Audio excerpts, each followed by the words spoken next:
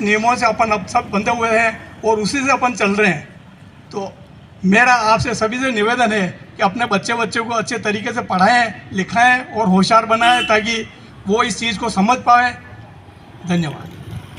जिस दिन कालूलाल हरिजन की पोस्टिंग हुई थी उस दिन मैं खुश हुआ था। वो हालात अलग थे, उनको बयान नहीं किया जा सकता है। इसी मोहल्ले में मैं पैदा हुआ और बड़ा हुआ। मुझे वो सब दिन याद है, हिंदुस्तान कैसा था और आज हिंदुस्तान कैसा है आप देख रहे हैं। ये खूबसूरती है, लेकिन इस खूबसूरती को तब बनाई जा सकती है जब हम ये यकीन रखें कि मेरा पड़ोसी, मेरा समाज वाला, मेरा भाई या मेरे गांव का जैसा मैं अपने आप को बनाना चाहता हूं वैसा उसको बनाना देखना चाहता हूं। क्यों जब तक हम उसको अपनी छाया, अपनी प्रतिबिंब उसमें नहीं देखेंगे तब तक हमारे देश का भला नहीं हो सकता है और हमारे इस जयंती बनाने का मकसद पूरा नहीं हो सकता है। हमारे बच्चे अगर भटकते हैं तो हम उसको इधर आ नहीं बोल सकते उनको आज की तारीख में। और पहले इतनी शर्म थी कि अगर चौराहे पर किसी को देख लेते तो यार घर पे जा कर के अलग से हल्की फुल्की चाय नाश्ता होगी। ये कैसे पैदा हो गया ये सब? पहले भी वही था, पहले अशिक्षित थे लेकिन इज्जत थी। आज हम शिक्षित हैं लेकिन इज्जत चली गई है, इज्जत नहीं रही है। बड़ा क्या है, छोटा क्या है, रेस्पेक्ट ख़त्म हो गया। ये सब वजह क्या चीज़ हो रही है आप सब जानते हैं। लेकिन भीमराव जी अंबेडकर की जयंती अगर हम मना रहे हैं तो उन्होंने एक हाथ में किताब है उनके पास, पूर्व वक्ताओं ने बता दिया किताब में क्या होता है। मेरे तो साइंस थी, कॉमर्स के स्टूडेंट भी थे हमारे पास में, तो जो टाइपिंग थी वो टाइपराइटर थी, उस पर टाइपिंग करना पड़ता था। आज तो हमने उसको डिलीट कर देते हैं। आपने देखी होगी टाइपिंग, अंगुली फंस जाती थी, उसमें चलती थी, अंगुली फंस जाती थी, उसको निकाल करके वापस लगते थे। सर बता रहा हूँ, अम्बालाल जी मास्टर जी थे, वो अगर ई की मात्रा छोटी हो जाती तो वो लकड़ी से यहाँ पीटते थे। एक बार बटन दब गया वो डिलीट नहीं होता है, वो टाइपिंग होती है, वो टाइप हो जाता। बड़ा सरल चीज़ थी लेकिन एक जुनून था, एक जज्बा था और एक प्रैक्टिस थी। और वही टाइपिंग वाली प्रैक्टिस हमें अपनी ज़िंदगी में उतारनी है, क्योंकि हर मुश्किल के बाद आसानी होती है। आप पढ़ोगे आपको मुश्किलात का सामना करना पड़ेगा, लेकिन जो ईश्वर है उन्हीं लोगों को पसंद करता है, उन्हीं को अपना महबूब बनाता है, उन्हीं को आजमाता है, मुश्किलें उन्हीं के ऊपर डालता है, तभी जाकर के आसानी होती है। अगर किताब को मुश्किल समझ कर इन्होंने पटक दिया तो आसानी नहीं आने वाली है। आप मुश्किलात का सामना करें, डट कर करें, तभी आगे जाकर के आसानी होगी। और यकीन के साथ हमारी श्रद्धांजलि भीमराव जी अंबेडकर को तब पहुंचेगी जब हम अपने पड़ोसी को खुश देखेंगे, जब हम अपने पड़ोसी के बेटे को अपना बेटा समझ करके अपने बेटे जैसा उसको सलूक करेंगे और उसको पालेंगे, पोसेंगे और बड़ा करेंगे। जय भीम, जय भारत। दलितों का मसीहा कह के पुकारा जाता है, तो क्या अंबेडकर साहब ने केवल दलितों के लिए संविधान बनाया था? ऊंचे वर्ण वालों के लिए वो संविधान नहीं था? ऐसा बिल्कुल भी नहीं है। संविधान भारत के हर नागरिक के लिए है, सभी के लिए समान है। आप बाबा साहब ने जो संविधान बनाया था, उस संविधान की रूपरेखा कुछ इस तरह थी कि अगर उस संविधान पे पूरी तरह से चला जाए तो एक ही घाट पर शेर और बकरी दोनों पानी पी सकती है। दूसरी चीज निकलती है, हर धर्म को, हर समाज को बस एक राजनीति से जोड़ा गया है, इसके अलावा कुछ भी नहीं है। मैंने बहुत सी रैलियों की वीडियोस भी देखी है, बहुत सारी रैलियों को मैंने सुना भी है।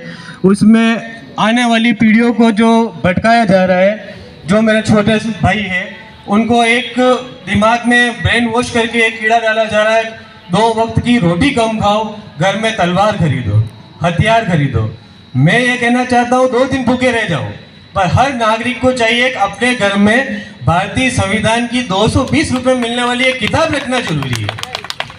अगर आपको संविधान का पूरा नॉलेज है, संविधान आपको क्या क्या अधिकार देता है, अपने अधिकारों के बारे में अगर आप जान गए तो आपका कोई शोषण नहीं कर सकता, आपको कोई कहीं नहीं दबा सकता। इसलिए बहुत ज़्यादा ज़रूरी है कि आने वाली पीढ़ी को ये कहना चाहिए कि भाई आप जो पूजा अर्चना करते हैं, जो जिस धर्म का है, अपने अपने धर्म को मानो, पर सबसे पहले कुरान, गीता, रामायण जो किताबें हैं उनके साथ में आप एक संविधान की किताब रखिए। दिन में टाइम मिले, हफ्ते में एक बार टाइम मिले, महीने में एक बार टाइम मिले, आप संविधान के 2 पन्ने उठा के पढ़िए। आप समझिए कि संविधान हमें क्या क्या अधिकार देता है, हमें क्या क्या स्वतंत्रता देता है, उन सब चीज़ों के ऊपर आप अमल कीजिए। ऐसा करने के लिए एक पहल, जैसा कि मैंने गुरुजनों को पहले भी बोला है कि आपको एक नई पहल करनी चाहिए।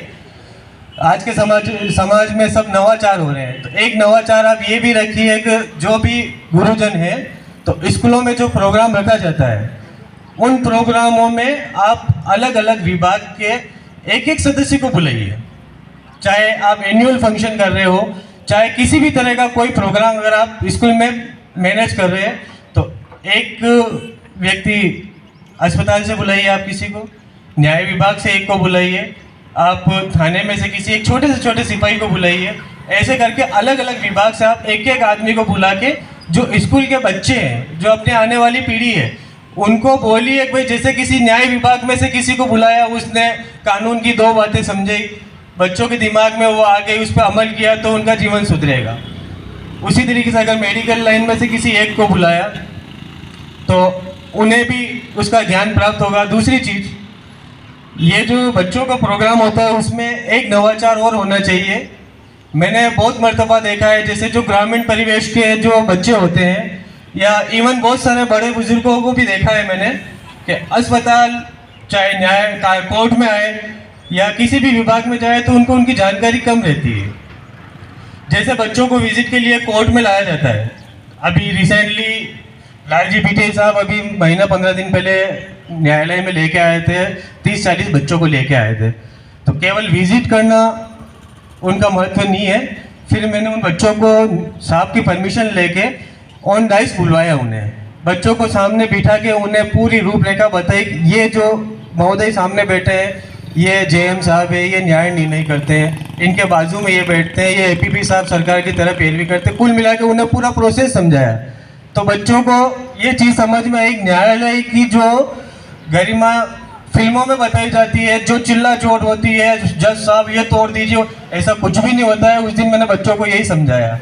उसी तरीके से अगर एक दौरा चिकित्सालय का हो जाए, चिकित्सालय में जो चिकित्सालय का एमडी है, जो प्रभारी है, वो साथ चल के बच्चों को मार्गदर्शन देवे कि यहाँ पे ये सिस्टम होता है, हमारा ये विभाग है, इस विभाग का ये कार्य है। अगर कोई डॉक्टर आपको पर्ची लिख के देता है तो भाई हमारा पीछे की साइड ये जांचें यहाँ होती है, आप यहाँ पे जाइए, इस तरीके से जांच कीजिए, जांच कलेक्ट कहाँ से करना है।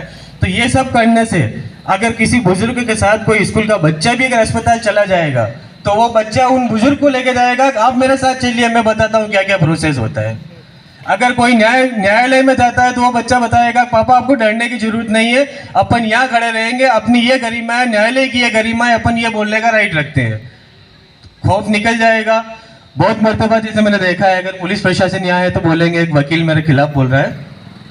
किसी सर्कल पे अगर कोई पुलिस की गाड़ी खड़ी है, बहुत मर्तबा अक्सर मैंने देखा है, कोई जो बच्चे नहीं समझते हैं, जो नई नई जनरेशन है, पुलिस की गाड़ी को देख के अगर हेलमेट नहीं है, जेब में लाइसेंस नहीं है, तो वो भागने की कोशिश करते हैं। और बहुत मर्तबा ऐसा होता है, भागने में कहीं उन्हें चोटिल भी हो जाते हैं, कहीं गिर जाते हैं।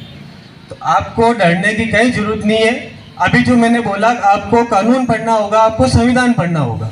अगर आप गाड़ी लेके जा रहे हैं तो जैसे कोई एएसआई से नीचे की रैंक का आदमी आपसे कागज नहीं मांग सकता है। अगर आपके पास लाइसेंस है, आप भूल चुके हैं, घर पे हैं, तो सुप्रीम कोर्ट के साइटेशन है कि आप व्हाट्सएप पे इसकी कॉपी मंगा के उन पुलिस वालों को बताइए कि साहब मेरे पास लाइसेंस है, मेरी पीयूसी है, मेरी गाड़ी के कागज है, आप ये सॉफ्ट कॉपी देखिए और मुझे जाने दीजिए। इसके बाद भी अगर आपको जाने से रोकता है तो आप उन्हें बोलिए कि आप मेरा चालान काटिए, मैं चालान को कोर्ट में चैलेंज करके जमा करूँगा। आपको वो कोई सूली नहीं चढ़ा देगा, किसी से डरने की कोई ज़रूरत नहीं है।